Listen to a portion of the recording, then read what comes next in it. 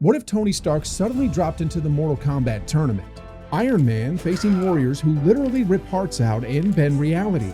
The idea sounds absurd, but let's treat it like a science problem. What happens when advanced technology meets the mystical brutality of Outworld? We're testing physics, engineering, and physiology against the impossible.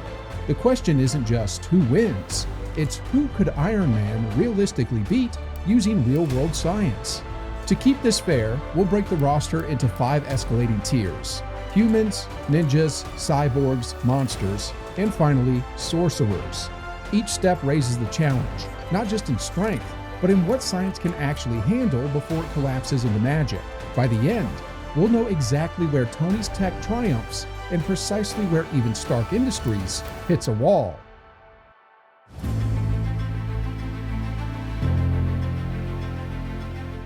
Let's start on Tony's easiest playing field, the human tier. Fighters like Sonya Blade, Kano, and Jax may be elite soldiers and assassins, but they're still bound by biology. Before comparing them though, we need real numbers for Iron Man.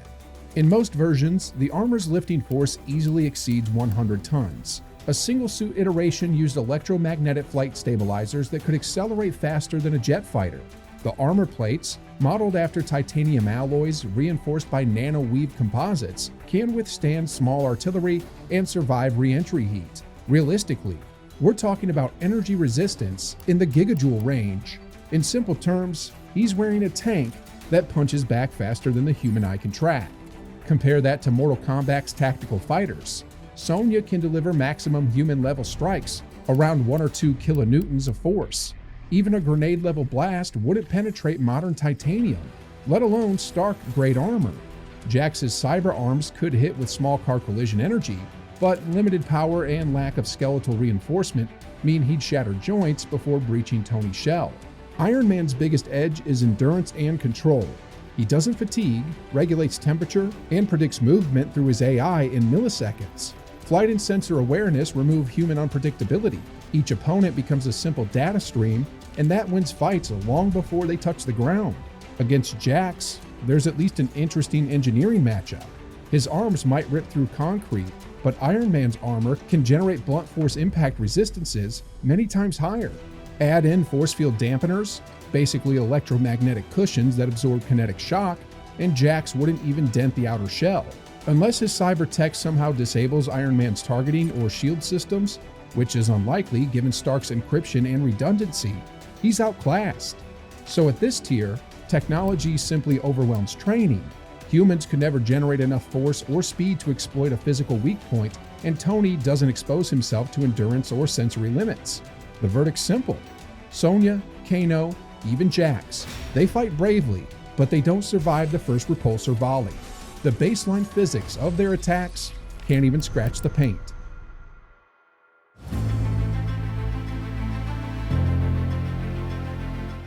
Once the humans are down, the temperature swings begin, literally. Now we enter the ninja tier, and things get dangerous fast. These aren't ordinary assassins. Sub-Zero manipulates cryogenic matter, Scorpion controls hellfire and jumps through portals. Smoke disrupts sensors with cloaking fields. Suddenly, Iron Man's challenge isn't brute force. It's physics extremes and supernatural variables his tech wasn't built for. Start with Sub-Zero. Freezing a target instantly means extracting immense thermal energy, hundreds of megajoules at least. Iron Man's armor dumps reactor heat constantly, but Sub-Zero's supernatural cold ignores physics. Even titanium alloys become brittle under those extremes. One frozen limb could fracture. Active heating might resist the first strike, yet prolonged exposure risks catastrophic cracking. Next, Scorpion. His teleportation breaks every rule of Newtonian combat. Tony's reflex time, boosted by AI prediction, might counter a standard speedster, but Scorpion vanishes and reappears behind you mid-strike. Here's where Stark's predictive model matters. The suit tracks energy fluctuations, so a sudden local spike in heat or magnetic field could flag Scorpion's entry point. A repulsor blast set to area suppression could nail him mid-materialization. But even if that works once, Scorpion's hellfire changes the game. Plasma level ignition exceeds thousands of degrees Celsius, hot enough to melt armor joints or sensors. The nano gold titanium can handle short bursts up to around 3000 degrees Celsius, so a few seconds of exposure wouldn't breach it, but sustained mystical flames could overload the cooling network and degrade circuitry. Basically, Scorpion can't melt Iron Man outright, but he can force overheating, blinding sensors, and draining power as coolant pumps fight to survive. Then there's Smoke. His teleportation and cloaking scramble sensors, but Iron Man's multispectral suit, thermal, radar, litter, tracks through most illusions. If that fails, his AI shifts to predictive behavior modeling, guessing movements faster than Smoke can act. A split-second countermeasure could intercept Scorpion's chain mid-swing, turning surprise into routine pattern recognition. So why isn't Tony invincible here? Because supernatural energy doesn't obey conservation. If the ninjas combine fire, ice, and smoke simultaneously, the systems get saturated. Stark could adapt mid-fight, changing suit frequencies or implementing counter thermal fields, but every reaction drains limited reactor energy. Against a coordinated trio, even he might hit his thermal runaway. From a strictly scientific standpoint, Iron Man maintains superiority in duels by exploiting range and speed. He can hover outside melee, map attack patterns, and launch homing micro-missiles at Mach 2. But Mortal Kombat ninjas don't fight by Earth physics. They vanish, clone, phase, and bend time temperature balance. Tony survives isolated encounters through quick adaptation, but would struggle in extended multi-front chaos. Verdict: Iron Man wins single duels through intelligence and arsenal, but sustained supernatural combat pushes his tech to breaking limits. Against one ninja, Tony adapts. Against an entire elemental clan, the armor's science burns out long before Outworld's magic does.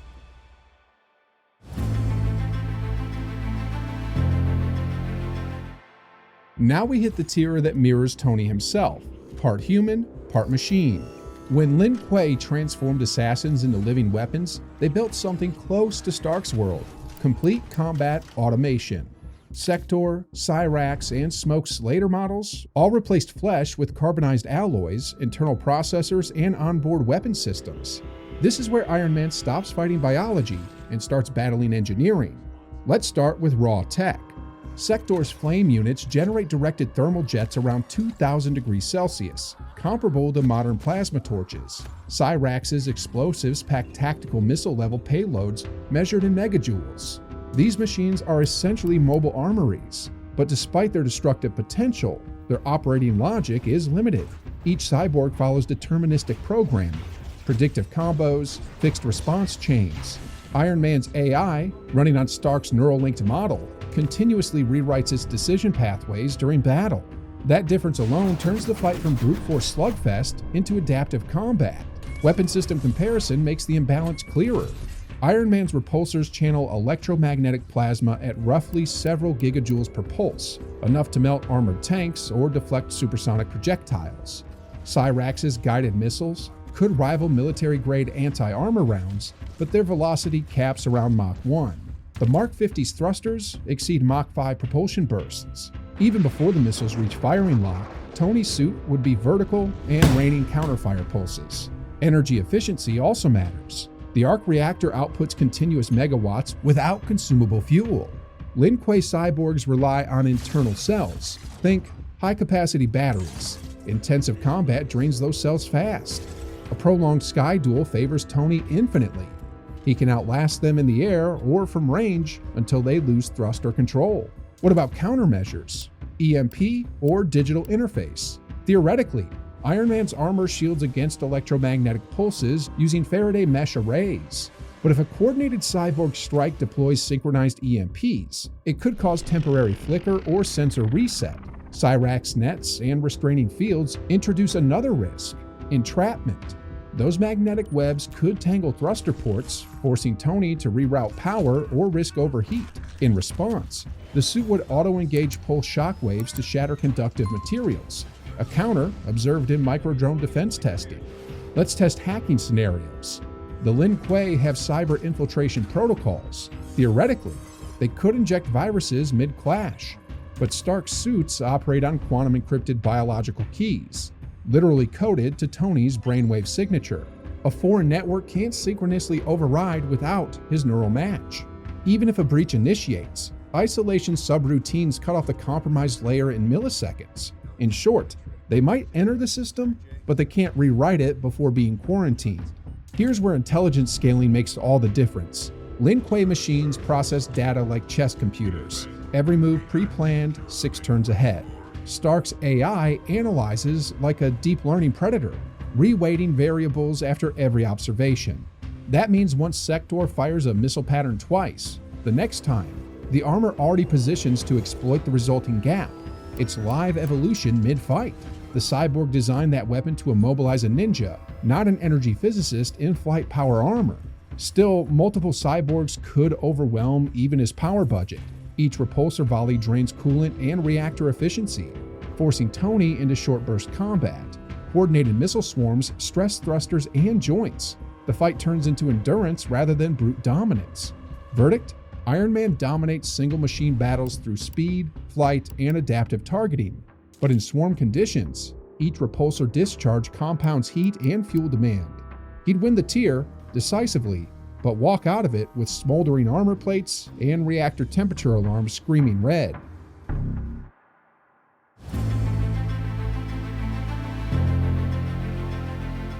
Then come the monsters. Opponents who break human anatomy and sometimes physics itself. The Mortal Kombat Beast roster includes Goro, Reptile, Baraka, Shiva, and Kintaro. Living weapons whose bones, muscles, and skin redefine biomechanics. Against them, Tony faces raw tonnage and chemical brutality more than code or gadgets. Take Goro. 4 arms, each with muscle mass rivaling a grizzly bear's hindquarters. Based on cross-section area and leverage, Goro could probably lift 10 to 15 tons per limb, total upper body force exceeding 40 tons. His striking impact could reach hundreds of kilonewtons, enough to crush reinforced steel. Iron Man's armor handles ballistic equivalents many times higher, but constant shock loading introduces cumulative stress. Every punch becomes an earthquake impulse. Sustained hits risk resonance fatigue even in titanium carbon composites. Tony's inertia dampeners distribute energy through hydraulic pistons, but they're built for transient, not continuous contact. In short, Iron Man survives the first volley, but he can't just stand there trading blows. Reptile brings chemical warfare. Acid potent enough to corrode metallic oxides within minutes. Iron Man's nanopolymer layer neutralizes brief exposure, but continuous spray could eat through joints and seals, forcing Tony to expend his limited counteragents. Baraka's blades, capable of piercing heavy armor, risk exploiting chinks, but the suit's layered plates disperses cutting tension. Repulsor counters convert contact into blunt explosions, punishing any direct strike. Now scale up to Kintaro or Shiva, the Titan-class foes. Their blows reach missile-level energy, beyond what even Stark's alloys can absorb for long. Tony's survival depends on flight and precision, staying airborne, striking from distance, exploiting mass for imbalance. Environment compounds the risk. Lava, acid pools, confined areas, thrusters and seals face overload at 1200 degrees Celsius or higher. If a giant like Goro grapples him, exoskeletal limits snap under hundreds of megapascals. The only escape is raw thrust or unibeam blast before circuits melt. There's also biological variance. Monsters heal fast, and their pain tolerance multiplies endurance. Stark's weapons depend on damage accumulation, not single-shot kills. Unless he targets joints or uses concussive shockwaves to destabilize inner balance organs, they keep charging. Fortunately, aerial superiority provides perpetual separation. Tony can fight like a gunship rather than a brawler. Across tests, physics says he wins long-range wars, but loses any ground clinch lasting more than 10 seconds. The armor's integrity reduces by orders when torque joints experience repeated angular strain from multi-limb grapples. Goro tears through him in minutes if Tony gets reckless. So the trick is constant motion. Keep thrusters flaring, never let pressure build, and strike from unpredictable vectors. Verdict? Against monsters, Iron Man survives by fighting smarter, not harder. He leverages precision bombardment and thrust agility to exploit size as a disadvantage. The armor can outthink beasts, but cannot outmuscle them forever. Biomechanics shows the numbers clearly. Even Stark Industries can only bend physics, not break it.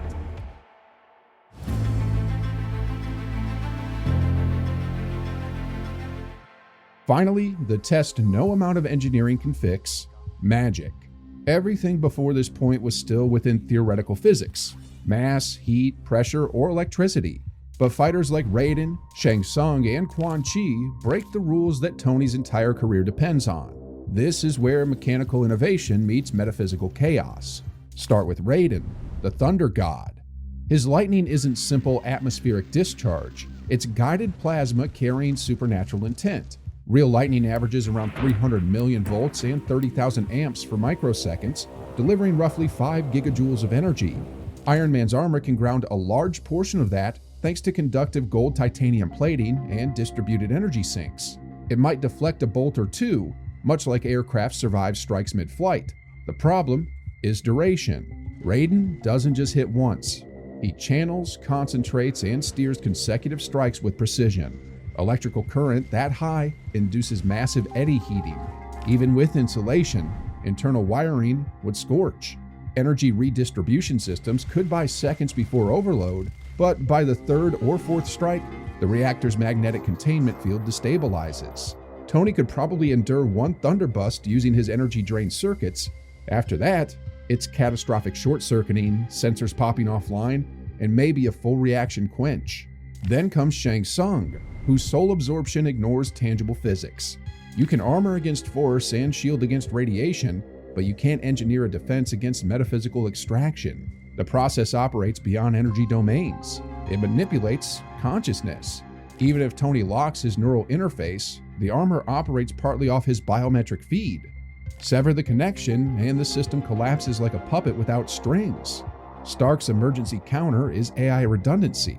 Friday or similar subsystems can temporarily assume control if his mind's compromised. But if his life force drains, data continuity dies regardless. The equation becomes meaningless once the operator's gone. Quan Chi raises that horror another level. Necromancy interacting with quantum-bound material interfaces invokes paradox. He can possess armor from the inside, turning it into a cursed husk. Tony might install isolation subroutines that detach consciousness links or physically eject him from the exoskeleton, but that leaves him unprotected in hostile terrain. It's the engineer's nightmare. Every safeguard works perfectly right up until your enemy starts rewriting metaphysical code you can't measure. Let's talk hypotheticals. Could Stark prepare? Possibly. He's familiar with exotic radiation and interdimensional encounters. Building a quantum phase mystic shield using variable energy harmonics could deflect indirect magical projectiles. Imagine adaptive frequency lenses altering local space-time vibration to misalign hex waveforms. But that still doesn't stop mind or soul manipulation. Magic doesn't follow conservation laws. It exploits narrative logic, not physics. At some point, the problem isn't power, it's comprehension. Stark's advantage is reaction and logic, while sorcerers rewrite cause and effect itself. Lightning he can ground, but magic that deletes a soul or bends narrative breaks every countermeasure. Once battle leaves measurable physics, even the best armor collapses into story logic. Verdict? Iron Man could stall energy-based gods for moments, maybe even fight Raiden to a standstill before melting circuits. Yet when sorcery crosses into soul manipulation or dimensional energy, no alloy, sensor, or algorithm survives. The final calculation is brutal. Science loses to story logic. In a realm defined by gods, Tony Stark simply runs out of universe to understand. Now that we've mapped every tier, the results speak clearly. Human fighters, overwhelmed instantly, mechanical force crushes biological limits. Ninjas, dangerous but containable in single duels, yet Iron Man adapts through data. Cyborgs, equals in theory, inferior in evolution. Tony's AI rewrites combat faster than any fixed subroutine. Monsters, feasible targets from the sky, catastrophic if they grab hold. And sorcerers, the line where numbers turn useless.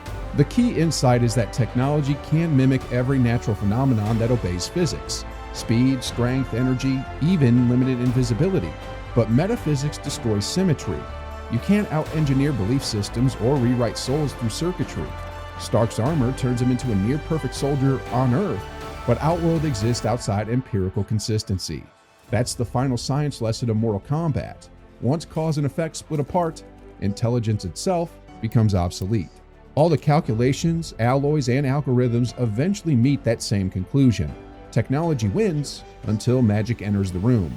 After that, physics stops answering our calls. What do you think? Could Stark design a mystic integrated armor, bridging those worlds? Or does Mortal Kombat belong forever to the divine and the demonic? Drop your theory in the comments and stick around for our next deep dive in Science of Super Fighters, where we'll calculate who could actually survive the tournament using real-world biology and physics.